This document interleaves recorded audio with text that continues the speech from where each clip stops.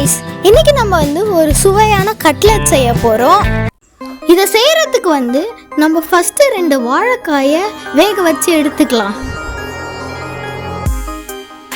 வாழைக்காயை அப்படியே கட் பண்ணி உரித்து எடுத்துக்கலாம். நல்லா இப்படி தான் உரித்து எடுத்துக்கணும். அதுக்கப்புறம் மசிக்கிறத வச்சு மசிக்கணும். மசிக்கிறது இல்லைன்னா கையாலே கூட மசிக்கலாம்.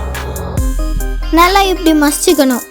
இது கூட உப்பு, 1 டீஸ்பூன் மிளகாத்தூள், 1 டீஸ்பூன் சிக்கன் மசாலா, அதுக்கப்புறம் பொடிசா அரிஞ்ச வெங்காயம், கொத்தமல்லி இதெல்லாம் போட்டு நல்லா பசைஞ்சிக்கோங்க. நல்லா பசைஞ்சு எடுத்துக்கிட்டதுக்கப்புறம் என்ன ஷேப் வேணுமோ அந்த ஷேப்பில் தட்டி எடுத்துக்கோங்க. மைதா மாவு ஒரு தண்ணியில் கரைச்சிக்கலாம்.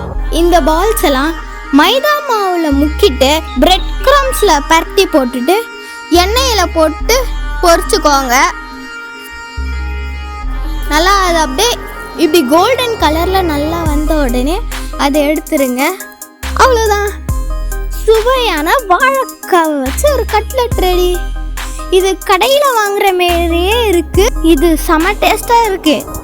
இந்த வீடியோ பிடிச்சிருந்தா லைக் பண்ணிட்டு இதே மாதிரி யூஸ்ஃபுல்லான வீடியோஸ்க்கு நம்ம சேனலை மறக்காமல் சப்ஸ்கிரைப் பண்ணிக்கோங்க.